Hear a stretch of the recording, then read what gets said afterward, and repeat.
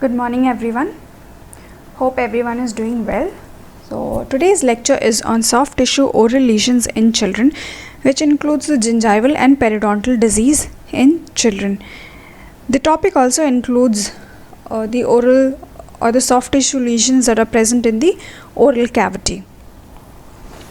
The topics I have discussed is in a very less or a minimum amount. You need to read about it in details from the book. So moving on to the intended learning outcomes. So at the end of the lecture, you should be able to classify the gingival and the periodontal disease in children and manage the same in the children.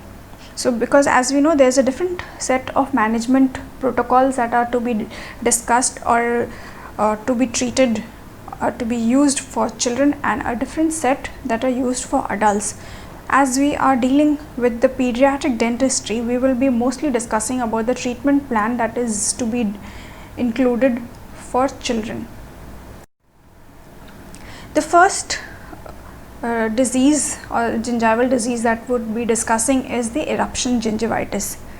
So eruption gingivitis, as you can see in the first we'll discuss about the picture and then we move on to the details about it. So as you can see in this picture, the child may be of the anterior, lower anterior is, as you can see, it just has erupted, that is his 3-1 and 4-1 has been erupted.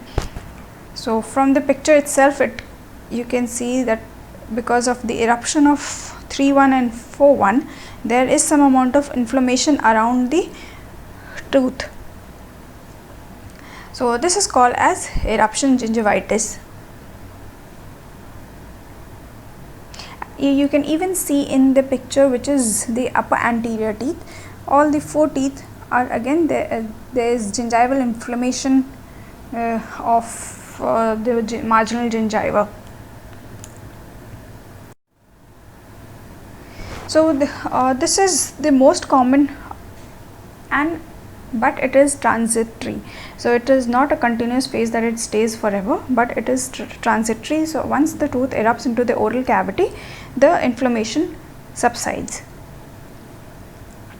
So this is the inflammation is greatest increased when the child is at around 6 to 7 years of age, when the permanent tooth begins to erupt, and this is associated with most commonly associated with the eruption of the first and the second permanent molars, which can be painful. So you must have seen a lot of patients who come to you with pain, especially in the back tooth region, in the mandibular molar region or the mandibular maxillary molar region. This is because when the tooth is erupting, there is some amount of inflammation in the 6th area, that is the erupting permanent first molar area. So that causes the pain or the inflammation, or the soft tissue inflammation occurs. So once the tooth erupts into the oral cavity, the inflammation reduces. So this increase in gingivitis is because of the gingival margin, that is because of it receives no protection from the coronal contour of the active or the early because the margin, the tissue which is there on the tooth surface, there is some amount of food accumulation and material alba and the plaque that gets accumulated, and this collects around the in and around the tissue and the tooth, that causes the inflammation. This tissue which we are talking about is the which is covering the tooth, that is the molars. It covers the tooth partially and causes the development of the inflammatory process or the inflammation because of the accumulation of the material alba, the food debris and the bacterial plaque. So what are the signs and symptoms that we see? Pain is one of the symptoms that we see from the patient. Then there will be redness of gingiva. So the redness may be because of the inconsistency of the gingival colors, because of the inflammation, swelling of the gingiva that we will notice. There is even bleeding on probing of the gingiva, anorexia and dysphagia. Anorexia and dysphagia because the patient is not able to consume anything and not able to swallow. There is he is anorexic, and the dysphagia occurs because of the increased inflammation. The patient is not able to occlude his teeth. So this again causes the dysphagia. So mostly the healing occurs after once the teeth erupts into the oral cavity. In case if the molars are there and on the molars you have the tissue which is the operculum, what we say, but if the inflammation of the operculum happens, then it is called as pericoronitis, and if pericoronitis develops, this causes, sometimes it causes pus discharge, and this may be associated with lymph node enlargement and fever. So the main reason why we have this inflammation is because once food debris, the materia alba, the bacterial plaque collects around and beneath the free tissue and covers the crown of the erupting teeth, and this causes the development of the inflammatory process. So this inflammation is mostly, as we have discussed, concerned with the eruption of the first and the second permanent molars. So moving on to the treatment plan. So mild eruption gingivitis requires no treatment other than we need to inform the parents and the child for improved oral hygiene measures. But painful eruption gingivitis is managed by oral hygiene instruction along with systemic antibiotics and NSAIDs. So you need to give analgesics so that reduces the pain, and if there is an infection, that is pus discharges, you have to give systemic antibiotics to the patient. And if it is untreated and there is an operculum that is covering the erupting tooth partially, this may develop into pericoronitis or pericoronal abscess. So this again needs the removal of the operculum, and after which the antibiotic therapy needs to be provided to the patient. So the most important thing that we have learned from eruption gingivitis is that it occurs during the time of eruption of the permanent tooth. Between the age of 6 to 7 years of age, there is a redness and pain of the gingiva. The patient might have difficulty difficulty in eating. There might be swelling of the gingiva. The treatment that we do is, in mild cases, there is no treatment, only improved oral hygiene instruction needs to be given, and if the pain is extreme, unmanageable, not managed by the patient, then oral hygiene instruction along with systemic antibiotics and analgesics needs to be provided. But if this gingivitis, eruption gingivitis, is associated with the operculum of the and that has developed into pericoronitis or pericoronal abscess, this needs to be treated. So the pericoronal flap has to be removed and the patient needs to be given antibiotic therapy. So next we move on to the plaque induced gingivitis. As you can see in this picture, there is inflammation of the marginal gingiva, not much of plaque that we can see, but there is severe amount of gingival inflammation. The marginal gingiva is red and swollen. So this the tissue or the gingiva can go back to normal once the normal oral hygiene measures has been done and the plaque and calculus has been removed. So this is associated with poor oral hygiene, usually classified as either early, moderate or advanced type. So early gingivitis, this is a early gingivitis which is reversible. So once you provide the oral hygiene treatment, then the gingiva reverses back to its normal healthy condition. So that the gingiva can be reversed back to a healthy gingiva with good oral prophylactic treatment and instruction has to be given about good toothbrushing and using floss to clean the teeth and interproximal surfaces and keeping the tooth free of bacterial plaque. So adequate amount of oral hygiene instructions and cleanliness of the teeth related and the frequency of brushing has to be instructed to the parents and the children. The bacterial plaque has to be removed and they need to be shown that they have to remove the bacterial plaque which is there on the tooth surface, which causes the gingivitis. So favorable occlusion and the chewing of coarse food like any types of raw carrots, celery, apples, these are all again beneficial for the cleanliness of the tooth. So this coarse food acts like a detergent or the detergent type of food, such as your the raw vegetables and fruit. They help in removal of the plaque from the tooth surface. So in this picture, these two pictures are the pre and post operative pictures. So the first picture is localized gingival inflammation, and as you can see there is recession associated with minimal plaque accumulation on the mandibular right central incisors. So you can see some amount of gingival recession here and some amount of plaque accumulation also. So the same patient, after once the gingival health is improved, a thorough plaque removal regime which was initiated at home. So once the plaque was removed by the dentist, and then after which the child followed the home regime of cleaning his or brushing his tooth with toothbrush and using dental floss to clean his tooth. Next is herpetic gingivostomatitis. So gingivostomatitis is the combination of gingivitis and stomatitis, that is inflammation of the gingiva and the oral mucosa.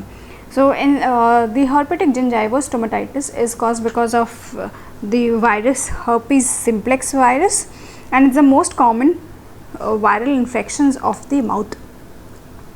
As you can see in this picture, that there is some amount of small ulcerations and sores which are seen in on the gingiva and on the cheeks or gums or gingiva. There will be which will be associated with fever, malaise, discomfort, difficulty in feeding and eating for the patient. There will also be pain associated with intake of any type of liquids, and there will be these vesicles, what you can see here, will be associated with or filled with white or yellow white fluid vesicles, which after a few days will rupture and form painful ulcers. So the primary infection occurs in children younger than 6 years of age, and in some children the infection may be only 1 or 2 mild sores which are maybe present, which are sometimes neglected by the parents, or they are not able to see that there is a infection that is occurring, while in other children the primary infection be manifested as acute symptoms. So the symptoms of the disease which develop suddenly and which include the fiery red gingival tissues. The gingival tissues become red, fiery red. There will be malaise. The child will be irritable. It's also associated with headache and pain, and associated with intake of food and any type of liquids which has an acid content. So a food which is or a liquid with acid content, they will have irritability. The child will have irritability while consuming it.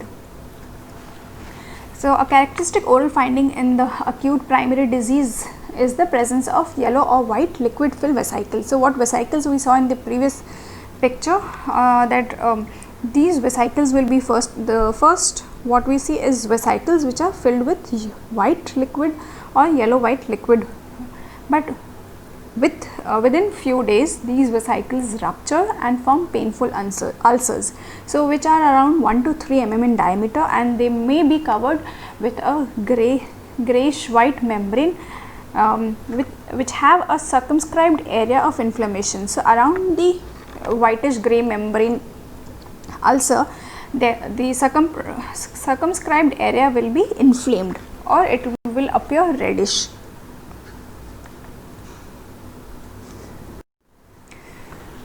So where do we find these ulcers? The herpetic gingival stomatitis ulcers, they are observed on the buccal or the mucous membranes, include the buccal mucosa, the tongue, lip, hard and soft palate, the tonsillar areas. The large lesions or large ulcers may be associated with or may be present on the palate or gingival tissues or on the region of the mucobuccal fold. Even though if the lesion heals, there are chances of recurrence of the disease, which may be related to if there is an emotional stress or there is lowered resistance of the body. So these lesions may occur in the oral cavity or in the lip area if there is any dental treatment which was done and the patient had some amount of irritation with any of the dental material. That includes if a rubber dam has been placed, that might cause irritation to the tissue, and this may lead to a acute or herpetic gingival stomatitis. Even if there is excessive exposure to sunlight, that again leads to reappearance of the lesion. So moving on to the treatment aspect. So the treatment is generally palliative. That means because the patient will have pain and fever, so this you need to treat the pain and the fever. Generally what happens, the treatment which runs a course of 10 to 14 days, and this 10 to 14 days treatment should include antiviral medications, and if there is acute symptoms in which the patient is not able to take any liquid or food, any food or liquid diet, then the patient needs to give fluid, and nutritional intake has to be maintained. Even the application of mild topical anesthetic gel like lignocaine gel can be applied before meal time to relieve the acute symptoms, so that the patient can consume the food and drink without any discomfort. So that will temporarily relieve the pain and allow the child to take the soft food. So the next important thing is the bed rest and isolation from any other child or any other family member is also recommended. So bed rest and isolation so that the infection or the virus does not spread from one person to another person, and systemic antiviral medication needs to be combined with the analgesics like acetaminophen, that is paracetamol, with during the course of the disease has to be given. These antiviral drugs will help in inhibiting the viral replication of the cells infected with the virus.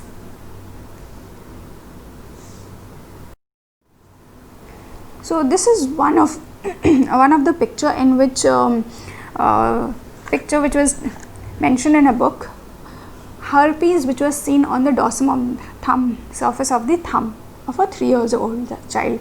So the occurrence of herpes on the thumb is uncommon. This is because the child was already suffering from herpes acute primary infections in the mouth, and from the mouth the virus has spread to the thumb also, because the child had a thumb sucking habit.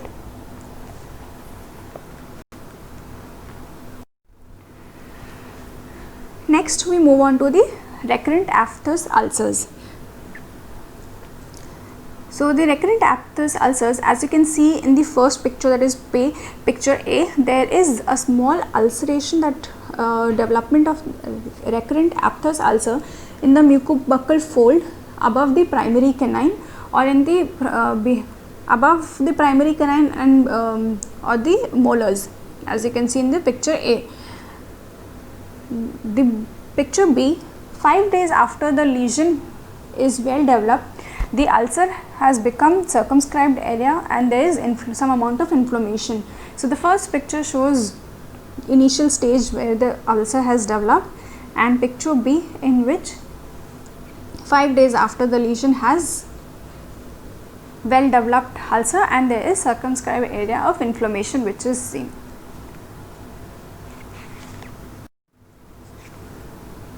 So it's a most common mucosal disorders of all age groups.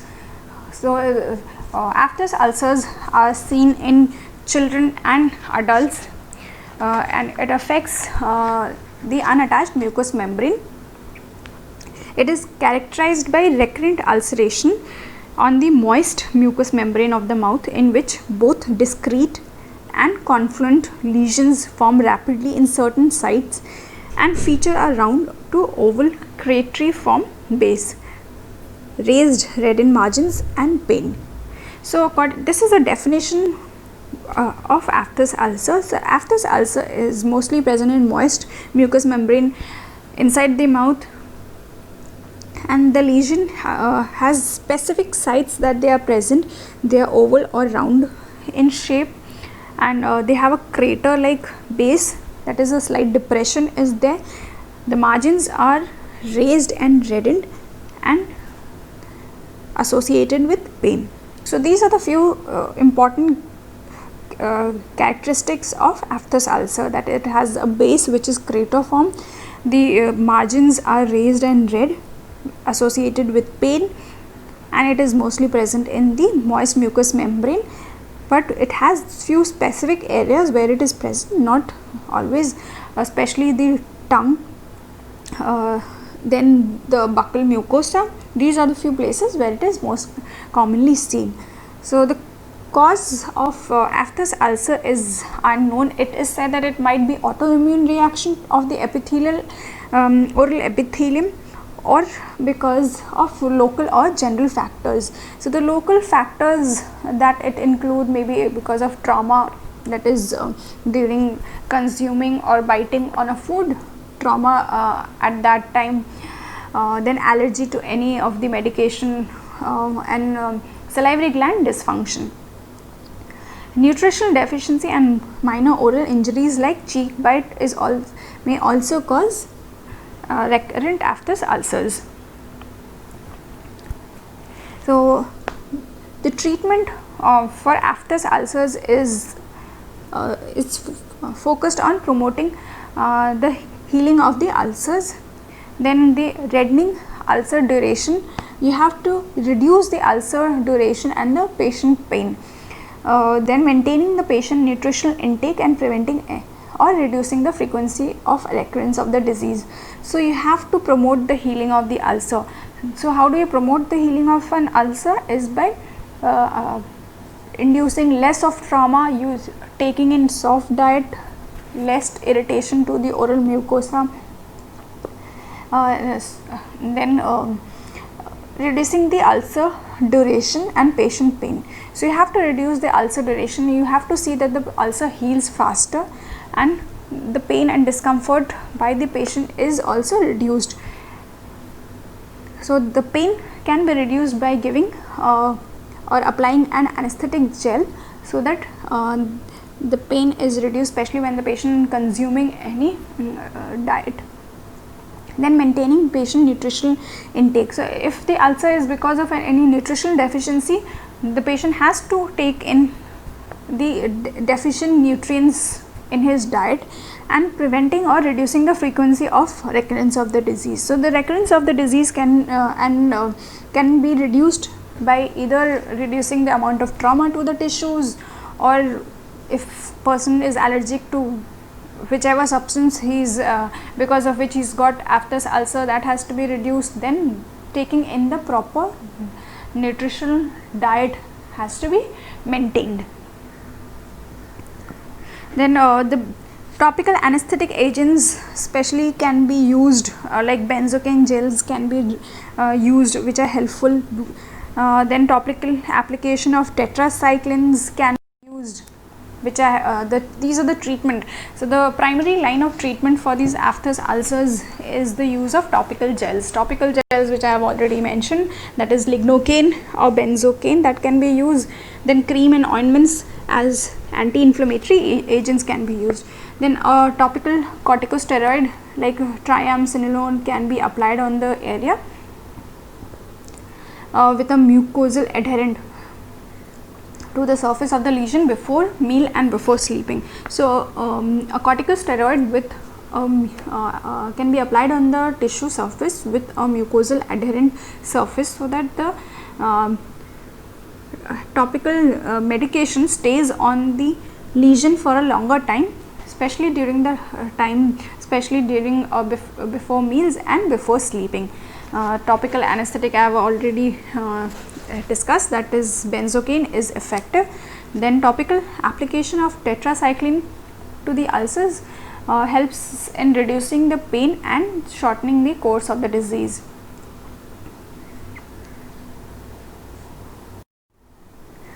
Next is acute necrotizing ulcerative gingivitis. As we all know, it is also called as these whatever lectures I am taking, these are all discussed previously. So these are all I am discussing in very short. So the acute necrotizing ulcerative gingivitis, also known as trench mouth or Vincent's infection, it's used to it's a clinical onset of the disease, and it does it's a rare disease which is seen among preschool children, but occurs occasionally between 6 to 12 years of age, and it is common in young adults. So the causative agents is microorganism is Borrelia vincenti and Fusiform bacilli are the responsible bacteria which are for the disease. As you can see in the picture, there is some amount of inflammation of the gingiva around the margins, and this can be corrected. The same patient pre and post treatment. The next picture is post scaling and curettage of the patient and maintaining the good oral hygiene. There has been an improvement in the patient's oral health. So ANAC can be easily diagnosed because of the involvement of the interproximal papilla and the presence of pseudomembranous necrotic covering of the marginal tissue. So the difference between ANAG and herpetic gingival stomatitis is one is herpetic gingival stomatitis is viral origin, while ANAG is bacterial origin. Herpetic gingival stomatitis occurs on the buccal mucosa and the cheek region, while ANAG occurs in the interproximal area, that is interproximal papilla, and it is covered with a pseudomembranous necrotic covering of the marginal tissue. So this is associated, the ANAG is associated with inflammation, which the gingiva is painful, bleeding gingiva, bleeding from the gingiva. There is poor appetite because of the bleeding and pain, and there is increase in temperature. So the patient will have high temperature, that is as that of 40 degrees centigrades or 104 degree Fahrenheit. There will be general malaise and a fetid odor or a bad odor from the oral cavity of the patient, what we see.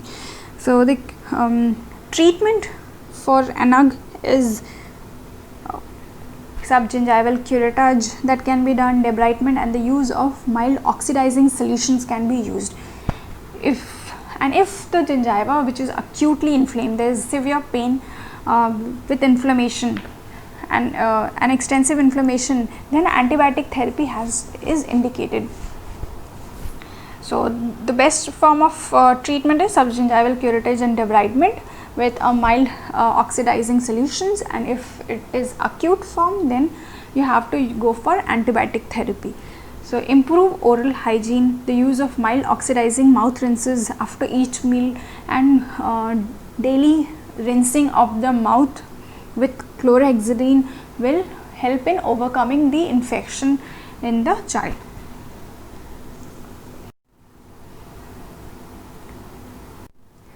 So this now we will be discussing about acute candidiasis. As you can see in the picture,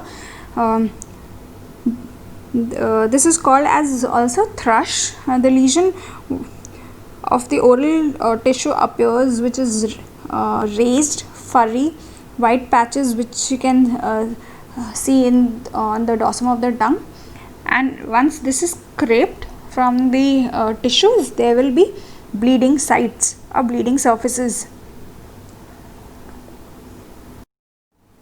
So acute candidiasis is caused by Candida albicans, and these are the common inhabitant of the oral cavity, but rapidly multiply when the host resistance is lowered.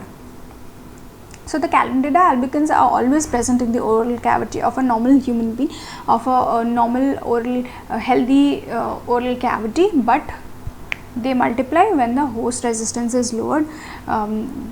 They appear as white curdish like lesions on the buccal mucosa, tongue, palate and the gingiva, and these lesions are difficult to scrape off from the surface, and after scraping there is an erythematous base and some amount of bleeding which is seen.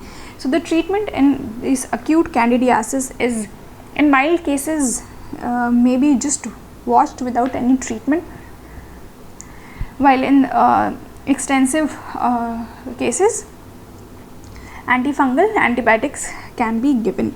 Antifungal agents like nystatin and clotrimazole can be used to control the infection.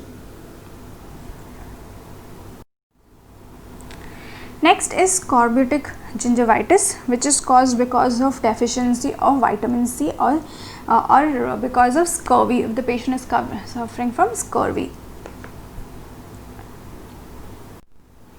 So severe deficiency of vitamin C is the earliest nutritional deficiency that can be seen in the oral cavity.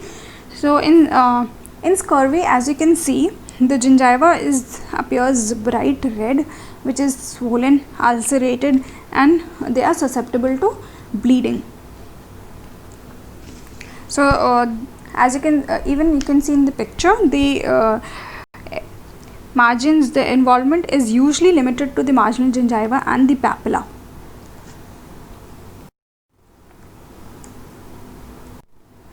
The scorbutic gingivitis is associated with vitamin C deficiency, and it is involves the marginal gingiva and the proximal papilla. Symptoms are that the gingiva appears bright red, swollen, ulcerated, and there is spontaneous bleeding or hemorrhage which is seen. The treatment that can be done is complete dental care has to be done. Any plaque or removal has to be done, then improved oral hygiene, then supplementation of vitamin C and other water soluble vitamins will improve the gingival condition.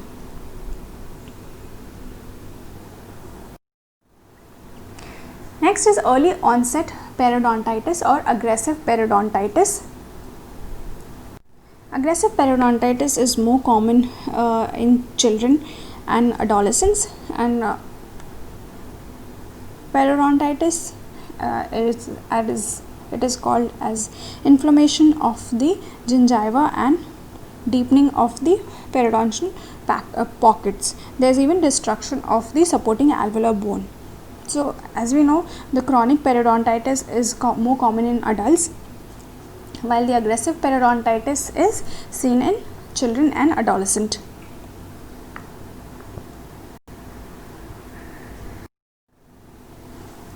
So the periodontal disease can be either localized or generalized. So in generalized form, there is gross deposit of plaque and progresses rapidly, bone loss restricted to 1 arch, and loss of primary teeth by 3 to 4 years. So in the generalized form, you have gross amount of plaque deposit which is seen. There is even there is rapid progression or rapid destruction of the tissues. There is bone loss which is restricted to one arch only, and there is loss of primary teeth by the age of 3 to 4 years of age. While in the localized form, the disease progresses slowly, and the bone loss affects only the incisor and molar teeth. The plaque levels are low. So this localized or the aggressive periodontitis can be it's characterized by the rapid loss of the alveolar bone around the permanent incisors and molars, and the disease is localized only to the first permanent molars and the incisors, and the bone around the primary teeth can be an early finding of the disease. The patient have little or no tissue inflammation and very little plaque or calculus that can be seen in the localized aggressive periodontitis. Well, I have already discussed that in generalized you have more gross amount of plaque deposit and rapidly progresses. The treatment that we do for the aggressive periodontitis is oral hygiene instructions needs to be given, reinforcement and evaluation of the patient's plaque control, supragingival and subgingival scaling needs to be done, occlusal therapy if necessary, periodontal surgery again if necessary, and periodontal maintenance. That is, you have to remove the supragingival and subgingival plaque and calculus if it is there, then occlusal therapy if there is any high contact, that has to be the grinding of the tooth has to be done, or if any periodontal surgery that needs to be done because of the deep pockets, that if necessary needs to be done, then periodontal maintenance has to be done.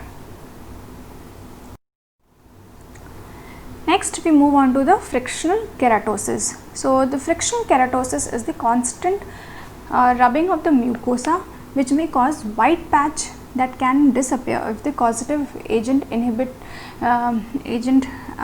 the habit is discontinued. So this frictional keratosis is because of the friction of the mucosa with any of the agent. These agent may be the habits or constant rubbing of the mucosa with either the tongue or the lips that might cause, or the buccal mucosa may cause white patches, and this disappears once the habit is resolved or stopped or discontinued. So habit causing this traumatic that includes your traumatic tooth brushing, which is called as toothbrush keratosis, and forcefully rubbing the tongue against the teeth, that is tongue thrust keratosis. So what do we see, or the clinical presentation of frictional keratosis is a corrugated grey or white lesions that may be smooth or rough. So the lesion what you see may be corrugated grey or white lesion which may be smooth or rough, occasionally irregular, with some small loose tags or epithelium on the surface, and the site of appearance is mostly the buccal mucosa. So the buccal mucosa is the site where we mostly see the frictional keratosis is on the buccal mucosa. This occurs because of the continuous rubbing of the buccal mucosa with the teeth. So the lesion appears corrugated grey, white, with smooth or rough surface, which may be irregular with smooth or small loose tags which of epithelium on the surface that may be seen.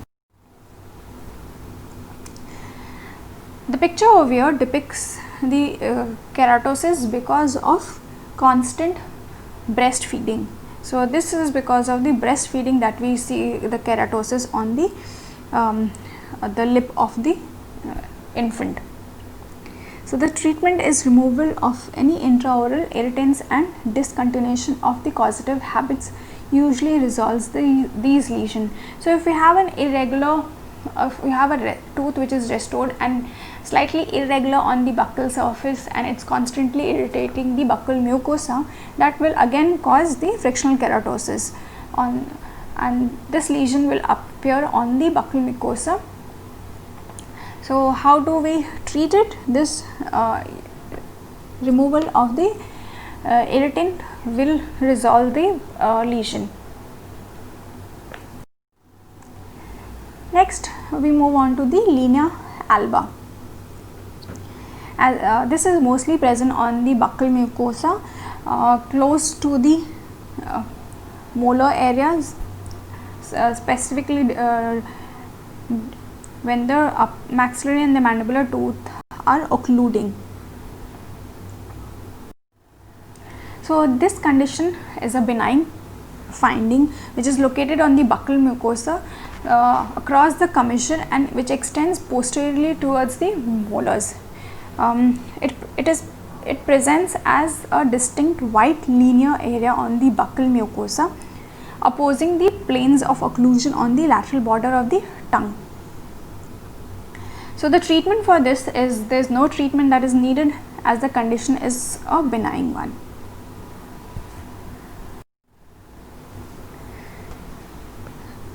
Next we move on to the mucocele or mucus extravasation phenomenon.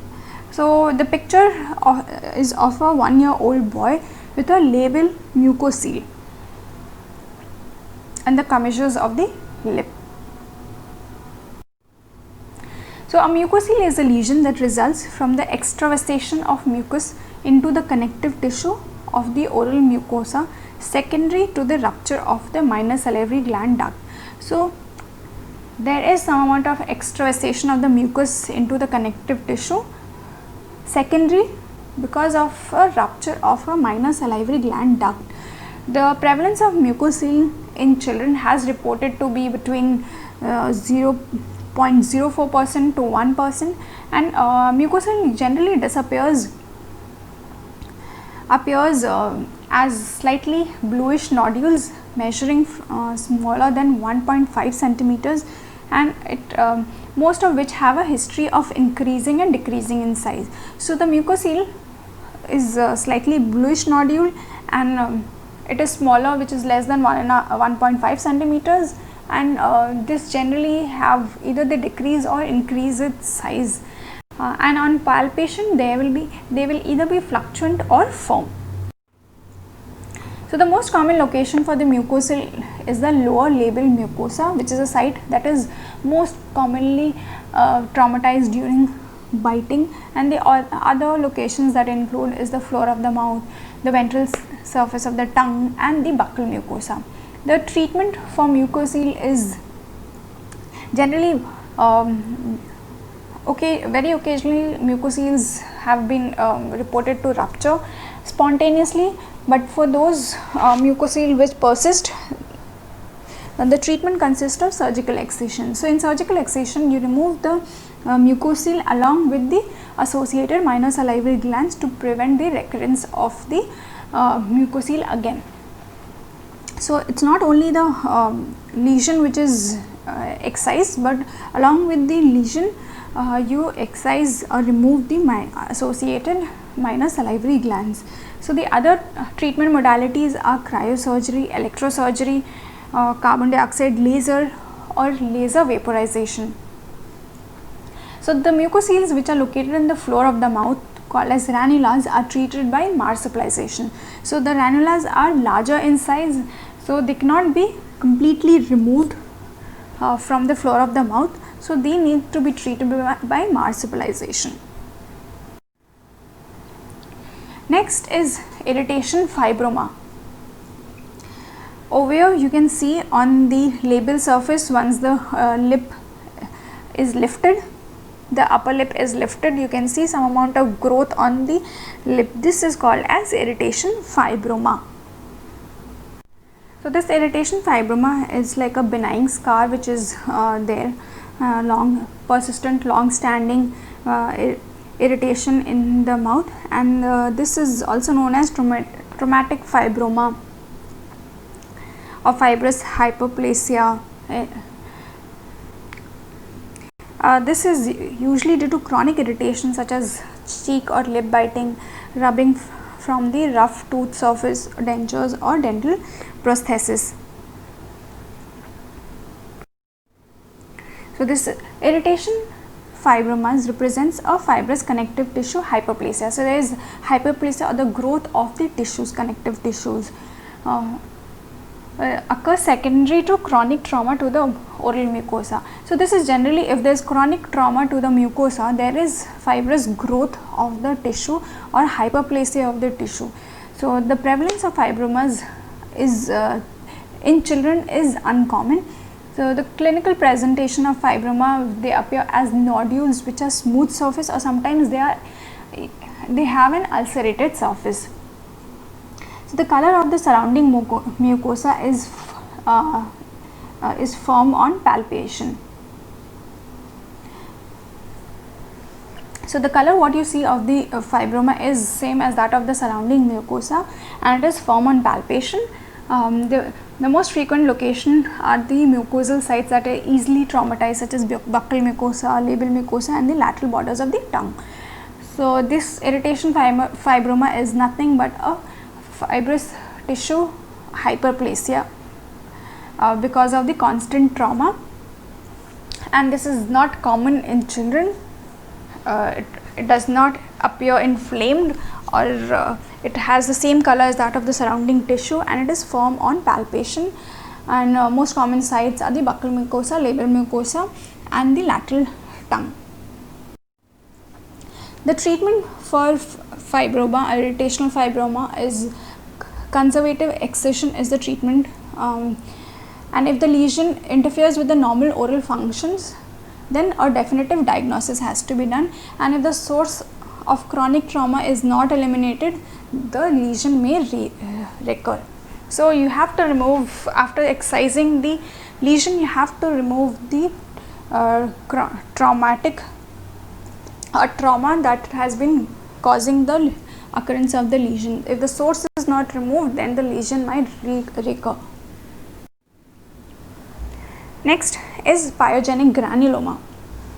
So this, as you can see in this picture, between the first and the second molar, and this growth of the gingival tissue in the interproximal area. So this pyogenic granuloma is painless, but it is pedunculated or sessile mass of gingiva. This is most common, or oral tumor like growth which occurs in the oral cavity. So the pyogenic granuloma is a benign soft tissue lesion that is because of a result of chronic irritation, trauma or any hormonal factors. So the prevalence is reported to be as high as 52% of the reactive lesions, and most common, it is the most common of oral lesions in the children. So it appears as either sessile or pedunculated nodule, ranging in size from a few millimeters to a centimeter also, which might be which is bright in color and which has a smooth or ulcerated surface. So ulcerated surface is because of the trauma from the adjacent or opposing tooth. They can rapidly increase in size, and the most common site you can see pyogenic granuloma is the gingiva, especially in the maxillary anterior labial gingiva. Other sites are the lip, the tongue, the buccal mucosa and the palate. So the treatment for pyogenic granuloma is surgical excision of the lesion is recommended, but other treatment modalities that includes is cryosurgery, electrosurgery and laser excision can also be done. So in gingival lesion, the excision should extend down to the periosteum, because if it is not removed completely, there are chances of recurrence of the pyogenic granuloma. Intralesional steroid therapy can also be used for recurrent lesions. So if a lesion is recurrent, is continuously or is appearing, has a recurrent appearance, then a steroid therapy or intralesional steroid therapy can be given in the granuloma itself for it to reduce in size, and hence after which you can do the excision. So the excision must extend deep into the periosteum. Next is squamous papilloma. So squamous papilloma is caused because due to the virus, that is HPV, human papilloma virus. The lesion is specifically limited to the squamous epithelium of the mucous membrane, and this affects the basal layer and have a variable incubation time. They appear as either exophytic, as you can see in this picture, flat papillomatous, or verruciform. So the human papilloma virus is known to cause this lesion in the human mucosal sites. They represent as small pedunculated or sometimes sessile papule with a papillary fronds, and may be the same color of the mucosa or appear white.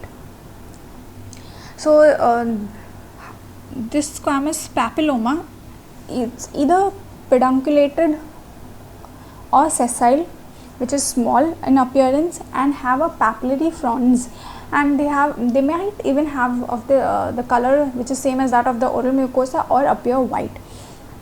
They usually appear as single lesions which measure approximately 0.5 centimeters, and it is more commonly seen on the soft palate and the tongue.